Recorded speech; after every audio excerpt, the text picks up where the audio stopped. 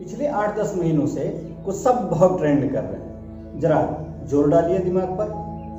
Hashtag corona, corona virus, corona warriors, lockdown, corona काल, unlock, social distancing, hand sanitiser, mask, PPE kit, ventilator, antigen test, वैश्विक महामारी, immunity system, ये सब पहले बहुत कम सुनने को मिले, परंतु कुछ दिनों से इनकी बाढ़ सी आ गई है। मतलब ये है कि कुल मिलाकर हमारा शब्द ज्ञान और शब्दकोश बढ़ा है। कुछ घटा भी है क्या? जरा सोचिए।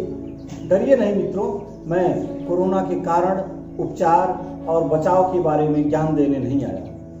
मैं आज बात करूंगा कोरोना काल और लॉकडाउन ने हमसे क्या छीना और हमें क्या दिया। मैं हूं तारकेश्वर सिंह अजीत और आप देख रहे हैं मेरा YouTube channel अजीतांजलि।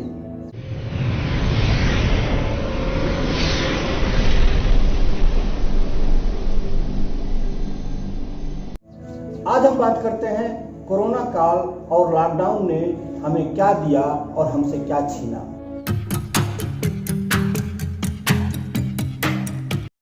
First of all, हमारी बाहर घूमने की आदतों को बंद कर दिया। लोगों से मिलना जुलना, इधर उधर आना जाना, हाथ मिलाना, सब बंद, छीन लिया इसने। लेकिन सोचिए कि दिया क्या। हम बाहर घूमने नहीं गए तो घर में रहे, अपनों से मिले, अपने से मिले, आत्म साक्षात्कार का हमें एक सुनहरा अवसर मिला, आत्मावलोकन का सुनहरा अवसर मिला। हम बाहर तो नहीं जा पाए, लेकिन अपने अंदर झांकने की कोशिश जरूर करते रहे। यह अवसर दिया है हमें लॉकडाउन और कोरोना काल। हाथ मिलना तो बंद हुए, लेकिन लोगों के दिल से दिल मिले, अपने और अपनों से प्रेम बढ़ा। यह कितना सुखद संयोग रहा। खाली बैठे थे तो बहुतों ने ध्यान करना शुरू किया, योग करना शुरू किया, प्राणायाम करना शुरू किया, आसन किया। बहुत लोगों ने खाली बैठे समय का बहुत दिनों से मन में इच्छा थी कि कुछ अनुष्ठान कर लें, कुछ यज्ञ हवन आदि कर लें, अपनी मानसिक शांति के लिए कुछ प्रयास कर लें। वह करने का बहुत अवसर मिला। मैंने स्वयं बहुत दिनों से इच्छा थी एक अनुष्ठान करने की, जो मन में पाले बैठा था। तो इस कोरोना काल के समय में 3 महीने का बहुत शांति से एक अनुष्ठान नियोजित किया और उसे पूरा किया। मेरे गुरु मित्र मनोज शुक्ला जी ने इस कोरोना काल का भरपूर उपयोग किया ध्यान और आंतरिक गतिविधियों में जाने का और बहुत एक लंबे अनुष्ठान को करने का। जब योग और ध्यान की बात आती है, मेरे परम मित्र युवा भारत के एक बड़े पदाधिकारी ब्रजमोहन जी का नाम आता है। ब्रजमोहन जी ने कोरोना काल में बहुत सारे योग शिविर किए, स्वयं भी ध्यान किया, योग किया, आसन किया और लोगों को भी इससे लाभान्वित किया, जिससे उनकी इम्यूनिटी पावर मजबूत हो सके और वह अपनी आंतरिक गतिविधियों में जा सकें, ऊर्ध्वगामी बन सके। कोरोना ने हमारे रोजगार छीने, हमारी रोटी छीनी, शहरों से भयंकर पलायन हुआ। सैकड़ों किलोमीटर लोगों ने पैदल यात्राएं की, साइकिल से यात्राएं की, छोटे छोटे वाहनों से यात्राएं की, गांव गिराव की सड़कों से होकर गुजरे, भूखे प्यासे नंगे पैर यात्राएं की, बाल बच्चों के साथ कठिन समय बिताया। परंतु अच्छा क्या हुआ? बहुत दिनों के बाद जो लोग शहरों में जाकर बस गए थे, अपने घर द्वार परिवार माता पिता भाई बंधु को भूल चुके थे, वह पुनः अपने घर वापस आए। गांव का मान बढ़ा। यह अवसर था अपनों के नजदीक आने का और अपने नजदीक आने का, अपनी जमीन से जुड़ने का, अपनी मातृभूमि को चूमने का।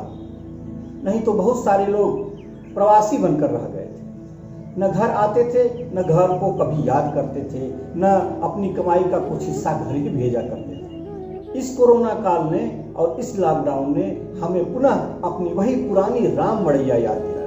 कहाँ शहरों की तरफ भागने की होड़ थी, शहरों में बस जाने की प्रबल इच्छा थी, और कहाँ जल्द से जल्द शीघ्र से शीघ्र अपने गांव देहात पहुंच जाने की प्रबल इच्छा।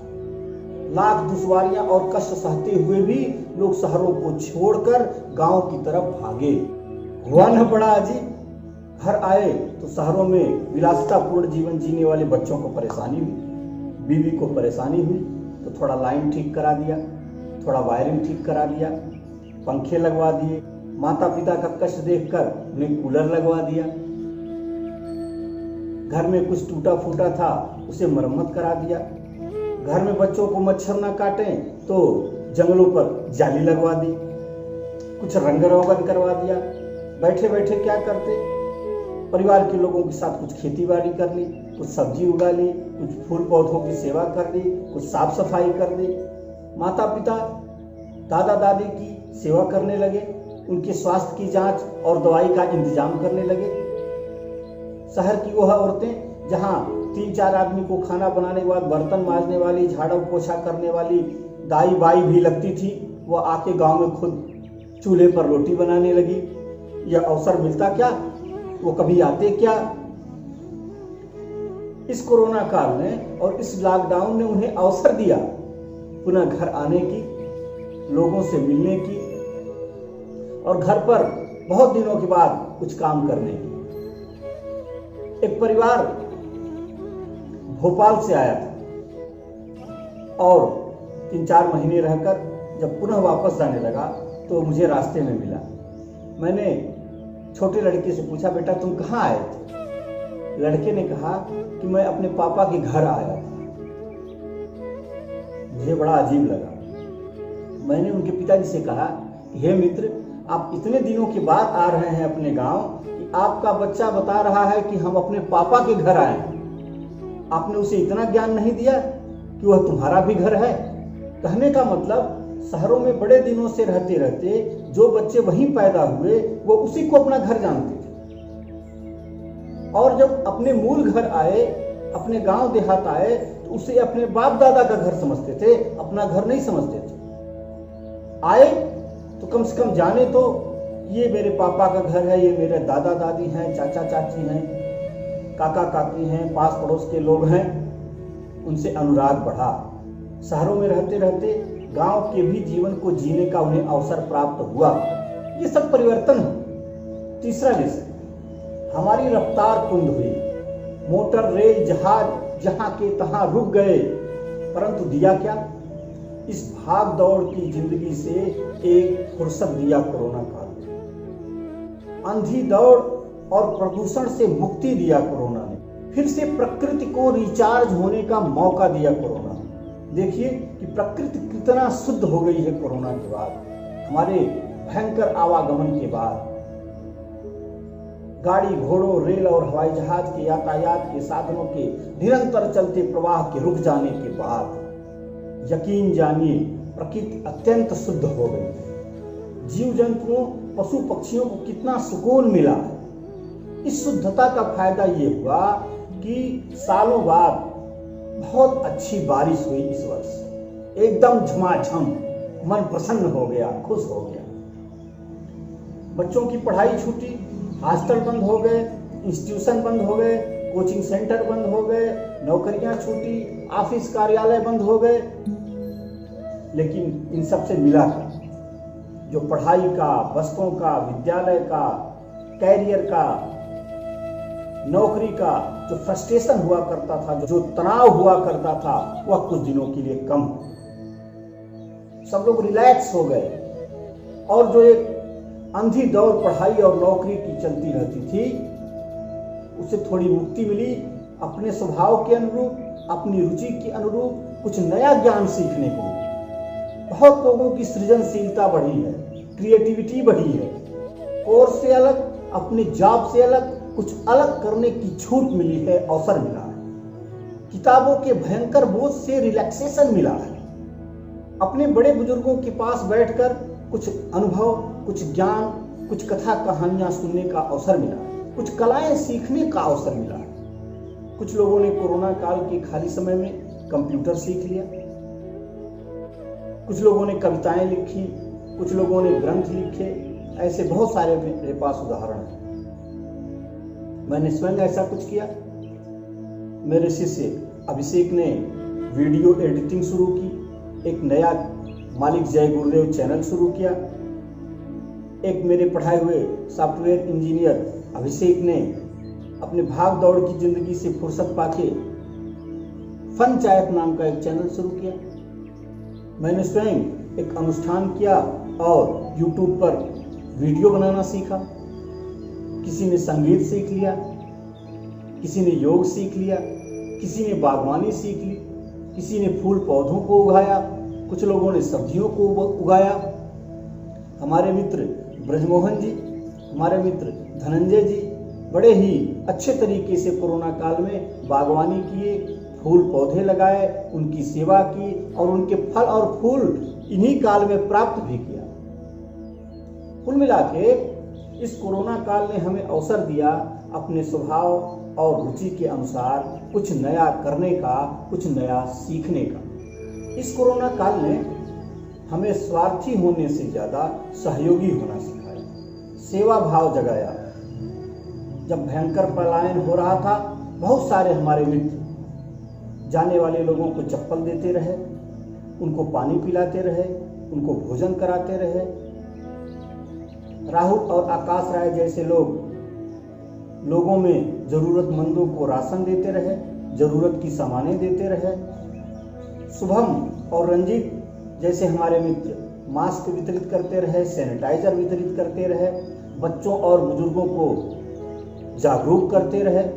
मेरे बहुत सारे ऐसे शिष्य हैं जो टेलीकॉम सेक्टर में काम करते हैं। सोचिए, जब सब कुछ बंद था और मोबाइल की सेवाएं प्रभावित हो जाती तो हम बैठे बैठे क्या करते? हमको जानकारी कैसे मिलती, हमारा समय कैसे कटता?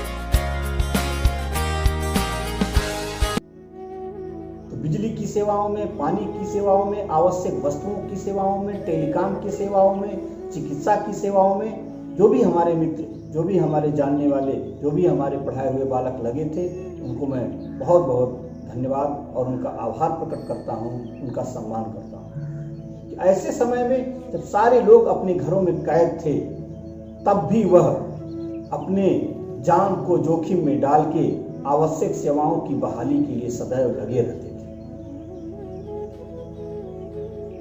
बहुत सारे ऐसे संवेदनशील स्थान हैं जहां की सिक्योरिटी बहुत आवश्यक होती है। ऐसे समय में उन पर हमले का खतरा होता है। बहुत सारे ऐसे हमारे बच्चे और ऐसे हमारे मित्र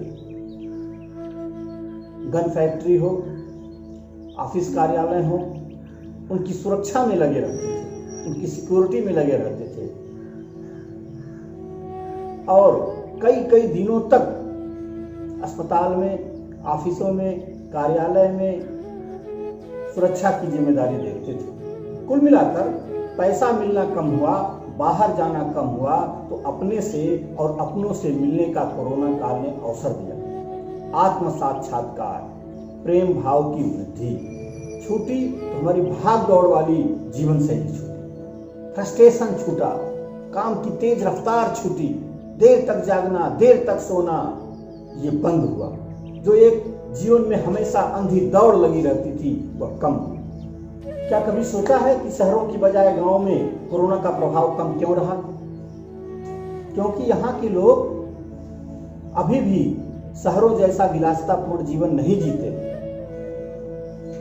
गांव देहात के लोग अभी भी ज्यादा प्राकृतिक हैं, सर्दी जाड़ा बरसात को सहते हैं और ये सब करते करते उनकी इम्यूनिटी निश्चित ही मजबूत रही है, जिससे वह कोरोना से या तो बच सके या हुआ भी तो उनको पता नहीं चला। शहर छूटे, पलायन हुए, लेकिन यकीन जानिए गांव देहात के घरों की रौनक बढ़ गई। पहले की बजाय हम कृत्रिमता से ज्यादा प्राकृतिक हुए। अरे भैया मितव्ययिता बढ़ गई, कमाई कम खर्चे ज्यादा, आमदनी बंद लेकिन खर्चे तो बंद होने नहीं। आवश्यक चीजों की आपूर्ति तो करनी है। मुझे रॉबिन स्मिथ की वह परिभाषा अर्थशास्त्र की याद आ गई जिसमें बताया गया कि हमारी आवश्यकताएं अनंत हैं, उन अनंत आवश्यकताओं को पूरा करने के लिए हमारे पास साधन बहुत सीमित हैं। कोरोना काल ने हमें यह सिखाया, अर्थशास्त्र का असली मतलब सिखाया कि हम अपनी ढेर सारी आवश्यकताओं की पूर्ति कम साधन से कैसे करें, किस आवश्यकता की पूर्ति पहले करें और किस आवश्यकता की पूर्ति बाद में करें। आवश्यक वस्तुएं प्रदान करने वाले लोगों का महत्व बढ़ा, किसानों का महत्व बढ़ा, जवानों का महत्व बढ़ा, सैनिकों का महत्व बढ़ा, विज्ञान का महत्व बढ़ा, डॉक्टर का महत्व बढ़ा, नर्सों का महत्व बढ़ा, लोगों की क्रिएटिविटी बढ़ी, सृजनशीलता बढ़ी, आत्मनिर्भरता बढ़ी, खुद अपने से और अपनों से लगाव बढ़ा, देशभक्त की भावना बढ़ी, सेना के जवान, देश के किसान, डॉक्टरों का विज्ञान और वैज्ञानिकों के अनुसंधान का महत्व बढ़ा। जय जवान, जय किसान, जय विज्ञान और जय अनुसंधान। जय हिंद मित्रों। अगर मेरा यह वीडियो आपको पसंद आता है तो लाइक करें, अपने सुझाव कमेंट बॉक्स में अवश्य लिखें। ऐसी वीडियो बार बार देखने के लिए मेरा चैनल सब्सक्राइब करें और बेल आइकन वाली घंटी को प्रेस करें ताकि हमारी सभी आने वाली वीडियो की पहली नोटिफिकेशन आपको प्राप्त हो सके। बहुत बहुत धन्यवाद, बहुत बहुत आभार।